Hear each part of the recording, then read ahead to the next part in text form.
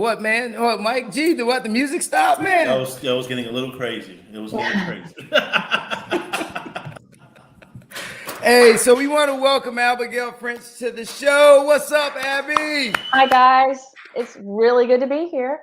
Hey, everybody, before we get started, we're going to kind of touch on the no grade system in the school to think about. Maybe we need to get rid of grades. We're going to talk about education equality and just maybe we have reverted backwards or maybe we're going forwards, but we need to kind of figure it out. And then lastly, we're going to look at maybe if standardized tests should stay or go. And the 21st century, look kind of at the history. Are we educationally being innovative and moving, and with all this innovation, is it really helping us? Or historically, will we be remembered as the people that had all the technology but never used it for our own knowledge? And with that being said, I want to introduce Abigail French. She's hailing out of Virginia, and it's freezing there. So Abby, if you can give our audience a little of your background and what you do, and we're going to get started. Well, I just want to thank you very much for having me on the show. I'm a big fan. I've got the t-shirt, okay, which is a very nice quality t-shirt, by the way. But I'm here today because you and I, Vince, we've had lots of talks before, as both of us being history teachers and passionate about education and helping the next generation move forward. That's what we've connected on in the past. But I am currently teaching 7th grade U.S. History 2 in Winchester, Virginia. This year, I made a job switch to a new district, new school, new grade level. And I have had an interesting kind of start to the year, but midway through now, and I love it. I'm so glad I made the switch. And those kind of bumpy moments getting started were the investment of time and patience and building relationships has paid off. I feel like I'm getting kind of back the dividends now from that. And the students, I hope, feel the same way. I think they do. I'm really passionate about education reform and how we can what we can do differently in our classrooms so that we're reaching every single student and seeing them for the potential strengths and brilliance and unique qualities that they come to us with. I think that too often in education, as a means of control and a means of making the system work, we lose sight of the individuals that are there. We often, in methods to control behavior or control outcomes, we move away from what should support and facilitate a student becoming more of who they are. And we do that to the extent that we often limit self-expression and the fun and joy of learning. We cut that out. And so I agree. Yeah, because I remember when I went to high school, it wasn't fun. We had stacks of homework. And it's like, what was that? I didn't even learn. I was tired. I hated it. So as to say, we have to change things. Do you agree with that? Yeah. I think back, like a lot of times when I reflect about what kinds of learning is most powerful and where motivation comes from with students, it's never from someone else, saying, I want you to get excited about this. I mean, we do say that, but it doesn't really happen intrinsically like that. If you go back to like watching a child, like a young child play, building a fort, building a sandcastle, playing with Legos, and then you start asking a bunch of questions and getting in the middle of it, or even if they feel like you are somehow evaluating them in some sense, or telling them what to do, they often shut down. They'll just stop doing what they're doing because it's coming from within them. And so how do we as educators tap into that kind of brilliance and creativity in a child, or now students, within the classroom setting or school setting? And I think we do that by creating partnerships with students, letting students lead their learning. Well, And I'm sorry. Go ahead. no, I just, like, instead of making them fit the curriculum, what about the curriculum fitting them? Yeah, and you made a great point, because we were talking before the show, and we're talking about standardized tests. And I told you that after me and you had a conversation about a couple of weeks ago, I actually addressed my students and I said, listen, what if we had to get rid of standardized tests and everybody had to kind of do a different merit on to get into college? The pushback from my students that are in the 10% of top excel, those that in the 10% that excel, were totally against getting rid of standardized tests. However, we know, and this is the data has proven, that everybody is not a good standardized test taker, but yet we put that benchmark on students to carry them to the next level of what school they get into or how they're perceived due to the test. So I just kind of, from Abby, from your standpoint, what's your perspective? Because we have more students now that we identify have learning disabilities. And now, and I'm not talking massive learning disabilities, but just the way they process information. How do you think that, we can improve or kind of fix those things going forward? Well, I think, like, the whole standardized testing, whether it's the testing for college entrance, or whether it's the state standardized testing, I know there's a need for data. I get that. There's a need to know where we are with something so that we can address where we're going to go. But so much of those are very inequitable forms of assessment. They, I guess, for the student that has the means for tutoring, or for parents at home, or systems of support that can help them prepare for these, that help them, if you're talking about elementary school children, that have proper nutrition and good night's sleep, and people that are there making sure that happens. If all the conditions were the same, I still think the assessments would be not really worth that much, but at least they would, there would be more of an equitable outcome. But the way that these are designed are more harmful than they are positive or accurate at giving us an actual representation of learning. They don't do that. They take a snapshot on any given day, and they cut out every variable with students when it comes to, what they're bringing on that day. Oh, no, yeah, I mean to cut you off. I apologize. No, it's good. No. Because what about and I want to just get in there real quick and ask you, what about the artistic, students? Because, I have a lot of kids in my students in my class, they're artistic. And when I mean that term, I mean, they are artsy, they can draw, they can sing, they can play instruments, but they're not really strong in math and science. And I think they get lost in the shuffle because we with standardized tests, is because we don't embrace that it's not a part of the curriculum or data point for them to go to school. And I just want to kind of get your thought on that. And I apologize for cutting in on you there. No, you're good. I get really fired up about this stuff, so I could keep going. So I think that one of the things that's really just it's sad, really, that we could have students graduate from high school for 13 years of schooling. And what do they have to show for that? They've got a transcript. They've got a GPA.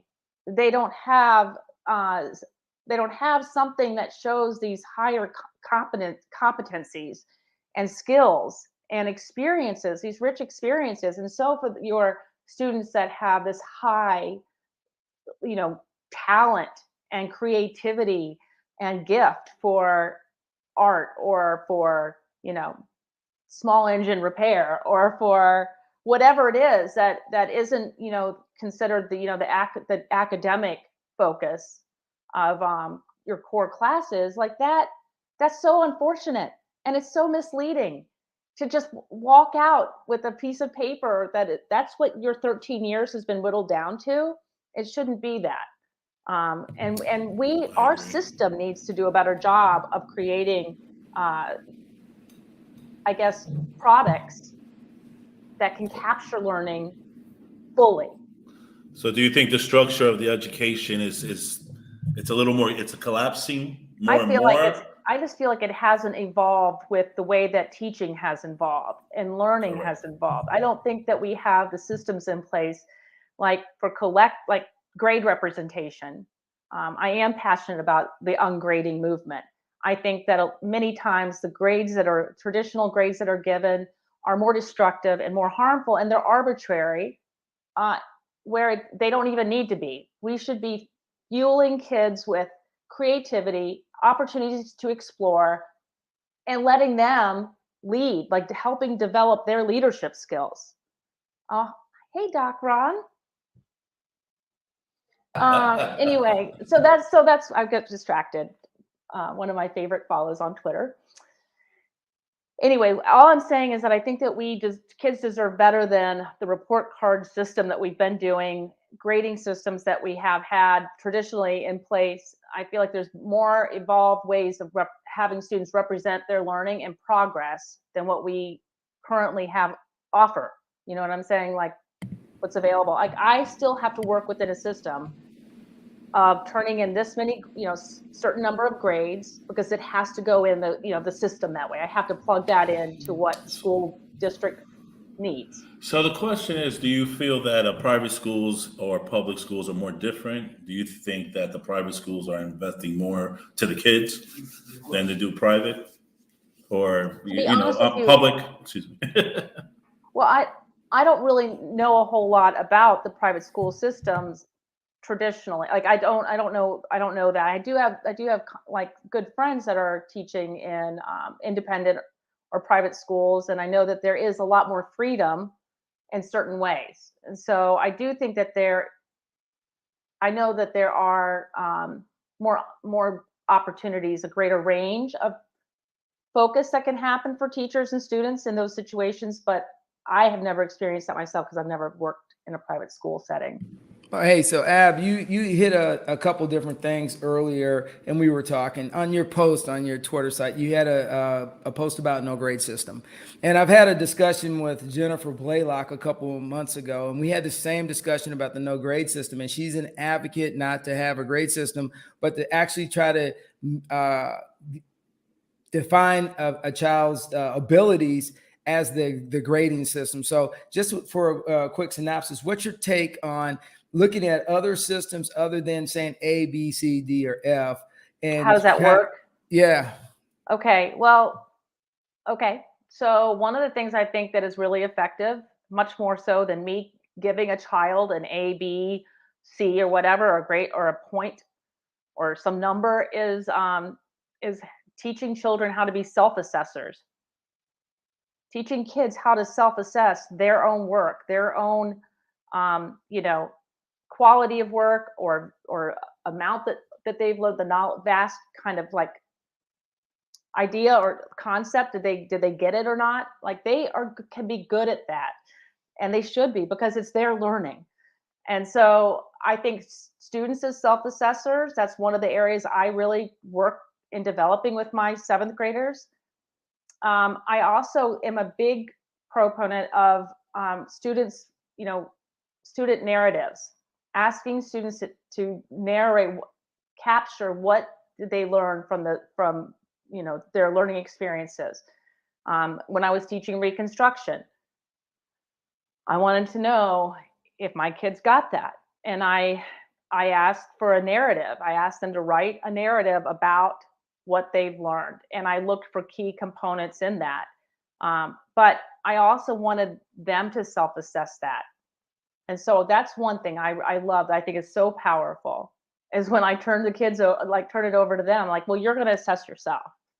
And they're like, what? Like, yeah, you're going to determine whether or not, or where you know, on a competency or proficiency scale, where do you think you are right now with that? Oh yeah, then that's great, and it leads right into the next question I got for you. Is we were talking about education equality, and when you throw that term out there, it is so funny depending on what geographical area you're in. People say, "Well, we're fine. We're a lot further than we were 20, 30 years ago." And I asked the question, "Are we really?" Because there's a commercial they just played for the NFL last night when I was watching the 49ers win. Yeah, baby. They showed a commercial and they were talking about the lack of education equality, and that the NFL is actually getting involved in trying to help get schools that are in areas like Detroit, schools that are in areas like Louisiana that have low bandwidth, not 5G, Right. and they don't have nuclear families. They have the single parent. They have the foster kid. So you might take my question to you is, what do you see, and what are some of the things you think we could do better to get to education equality, Abigail? Well, I think that technology is a huge way to address inequity, the inequities that are there, and by teaching students skills with technology, skills with how to use it, how to create and produce things using technology, is a great equalizer. But one of the things that the pandemic did that we know, I mean, we all know this, that one of the areas that 22 months ago that it was exposed, is that there were so many families in our district and in our communities that did not have access to the internet, or didn't have devices that they could rely on, Yes. that were in working conditions, so that students could, I mean, not only could they get information, families needed to get information, but students could have remote learning experiences. And so, and it's appalling to realize that up until that point, March 2020, that we didn't have a better handle on that we were rolling out these one-to-one device programs in these school systems with families that didn't have any way to utilize them. Yeah, but technology illiteracy. So, I mean, so you touch on a key thing. Let's talk about technology literacy. We really found out during the pandemic how illiterate a lot of people were when it came to technology, as in just, working with systems, because it was assumed that everyone knows how to turn on a laptop. Everybody has a home computer. And then what we found out is, and I got to watch it firsthand, is that people that live in depressed areas or socially economically challenged areas, they don't have the iPhone or the Macintosh or all those cool gadgets in the house for technology. And for some reason, I think as a society, we were kind of naive, thinking that, oh yeah, everybody's on the same playing field, So what's your thoughts on that? Well, I mean, like I was saying, I mean, schools have done a really good job in wanting to get devices into the hands of their students, but did they have Wi-Fi at home to be able to utilize that? Right. So that was a big thing. And I think that exposed that, and it's been a positive. I mean, not that it's without challenges. It's still without challenge. There's still families that don't have access to the internet, and that's almost like it should be like a human need, because of all kinds of reasons, because of safety and information that people need. But so expose that, and I think we are tackling that, and I think there's also been a lot of partnerships with community resources to tackle that problem. So it's not just the schools, but it's not just the communication companies. It's people working together, and certainly we saw that come together to feed students during the pandemic. The schools became the hub. You and I talked about what role do schools have. Is it different now than it was in the 1920s or 1940s? But more and more in today's 2022, that schools are the hub for all kinds of resources and services provided to students, whether it's special ed services or, go ahead. I'm sorry, Mike. No, that's fine. It's just I'm getting into it now. I'm like, wow. So it's just the main fact. Who are we to blame now? Who are we to blame for all this shortcomings of technology, shortcomings of stuff that was supposed to be ready for We never know what might happen. Tomorrow, everybody be home at school or at home. Hey, this was like who fell short, do you think? Well, I don't know who necessarily, like, I just think that a lot was exposed, a lot of need was exposed during this pandemic, and how it's not really about blaming from the past, but how do we go forward now so that now that we know, and we have to do better by our families, by our communities. And it does need to fall on the shoulders of, I think, multiple public services. Yes. And public education is one of them. We are filling the need in a lot of ways, in a lot of different roles for our families and our students. Oh yeah, but as we go on forward, you said the key thing. Oh, so here's the historian in me, and you know how it is. We should learn from our past, right? So hey, there was a couple quotes I had thrown up there from Martin Luther King. We won't make our history. You're part of your history as you evolve. So there's so many things that we should have learned. So now I think educational systems need to build budgets. I think we cut education is like one of the first things cut at the government, at the federal level. And then when you cut into education, you don't have the resources. Honestly, I think the pandemic woke us up that education is not something that we need to keep cutting, but we actually need to make it evolve. Invest, right. That's a great word. We should really be investing in our next generation. And I struggle as a historian all the time is that the lack of investment we have in young people, but unless they live in an affluent area. And I just don't know how we get there. Go ahead. That's something that's so upsetting and frustrating, that the amount of, since we fund education with property taxes, which is so problematic, because depending on your zip code depends on whether or not you have money for investing in schools and infrastructure and programs and resources. And we've got to do better on that. Every single year when it comes to budget season, I'm out there along with lots of other educators that are speaking up for what we need, the programs that are vital, and also for teachers in the profession to stay in the profession, to acquire new teachers. We have a huge teacher shortage. People aren't going into education, and those of us that are in education are being pushed out. One, because the cost of living doesn't match the way we are paid, and two, because so much is demanded of teachers, and we're the first to get blamed for when problems are exposed. And so why would professionals want to come into a system where there's often very little thanks and the pay is so inadequate? I like that. Tell them it's French. Tell them. Right, and the thing is that you hit the key thing, the livable wage. So I work with the Troops to Teachers here in Florida, the guy that runs the program here, and his name's Ron also. And that was one of the discussions we had, is that, if you historically look at it, after World War II, a majority of the World War II vets went back into the teaching system. And then in the 60s, Vietnam vets, and same with the Korean War vets. And as you looked at Gulf War vets, we still had a few of them going to the teaching profession.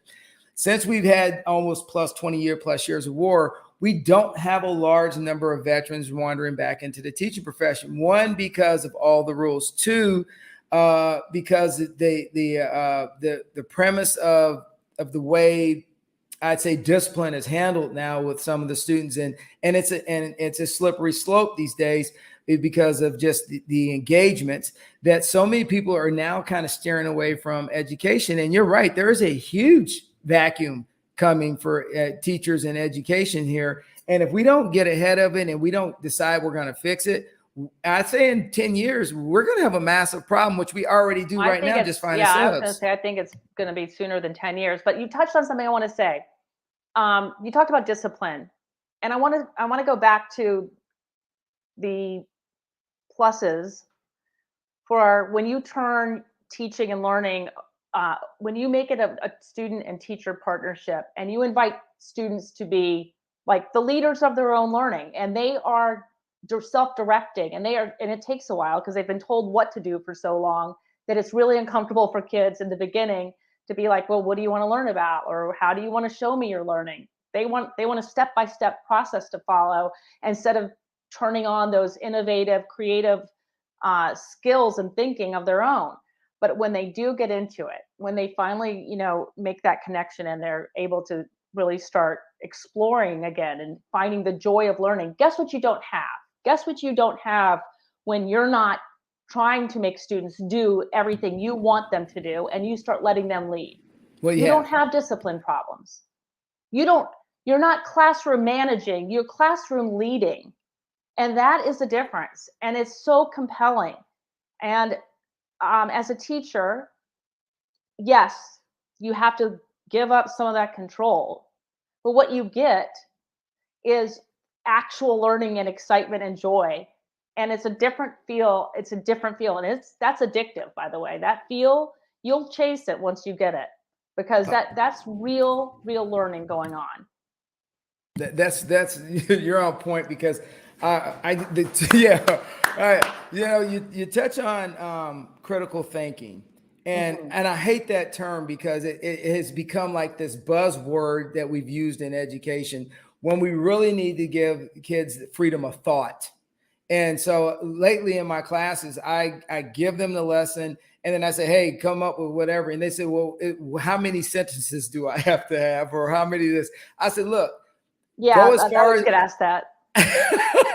I was like, go as far as you think what it looks right. I said, but make sure you answer the question. Make sure that you capture the question, you answer it with an articulate manner.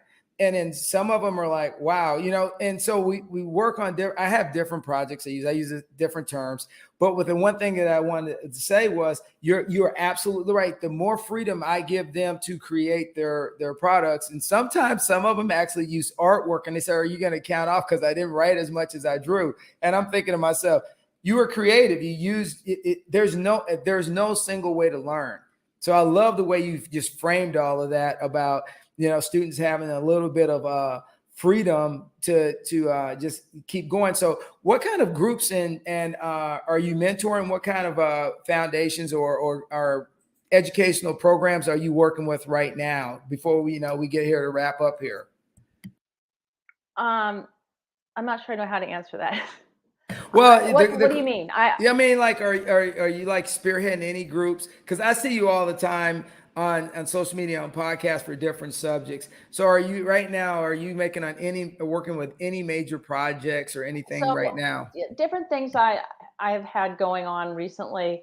I've been doing a lot of presenting recently with some of my emerging leaders through ASCD, different people, but it's been an awesome experience. We've been kind of making a circuit of different state affiliate ASCD chapters. So like New Jersey, New Hampshire, Virginia, Washington State coming up, presenting on a couple different things. And those topics that I have had the good fortune to collaborate on have been about using performance assessments over traditional grading systems, right, or assessments. I've also presented. One of my favorite things I did recently was with Virginia's State Teacher of the Year in 2021, Andrea Johnson. We teamed up together at the local state BSACD conference and presented on our walk to visible equity in our classroom as two middle-aged white teachers. What do we need to do to make sure that we are reaching all of our students? And it wasn't that we were experts. It was more, what experts do we go to help inform us? That's and it was really powerful. No, and that's what I like about you. But before we get out of here, me and Mike were talking, and I told him that you actually have another job, and that it's a top secret, and that you are a snake whisperer. Well, I think I'm more of a snake rescuer, but yeah. 'Cause I saw this right here. I was like, "What's going on here? Look at that, braver than me. I wouldn't do that. What? Well, what? No." That snake was just hanging out, doing her own thing, and the neighborhood kids were playing right past me. There's like a pine area, and that snake was just doing her thing, not bothering anybody until the kids started playing there. And then, people were running to get like shovels. Yes, to take care of that snake. And so I ran down there as fast as I could. That's good. My daughter came and got me because she knows I would have died myself if that had happened. So I ran down there, and I was actually barefoot at the time, caught the snake, and then relocated it. And so it's a little bit like, if you move a turtle out of the road. I just moved the snake out of harm's way. But now, hold up. Abigail, you funny, because I seen you in another video on Instagram. You out walking and you just stopped and start playing with a snake. So, I like how you just played that off. And, you're so political. You could have been a general. Right? Ask my 4 kids. They might call me general. No, I'm kidding.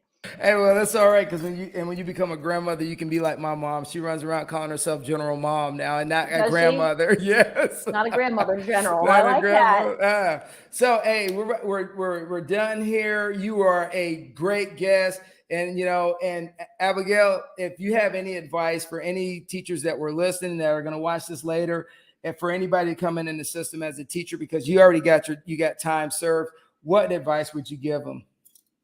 I would tell them that that there are so many parallels, right? There's so many parallels about how teachers want to be treated as experts in their content, as just so many different ways that we want to be seen, we want to be known, we want our administrators to value what we bring to the table, but our students are the same way, and that to look for those parallels always, and to know that the very thing that group of students needs from you as a teacher is for you to be engaged with them and to be fully yourself, and not to be remember all those old things we used to hear, don't smile till Thanksgiving, and once you let go of control, you can never get it back. So all of that's a bunch of crap. Okay. And that you will, when kids can connect to you, when they find when they know that you really like them and care for them, that will happen in return for you in spades. So give of yourself, be yourself. That's who they need. And you'll get that from them because that's what you need. Oh my, you're spot on. And you know what? You make such great points. Abigail French, it was a great time having you on. Thank you I'm from Louisiana. I don't know no better. So as me and Mike G always say, keep it rolling. See you later, guys. See you. Guys.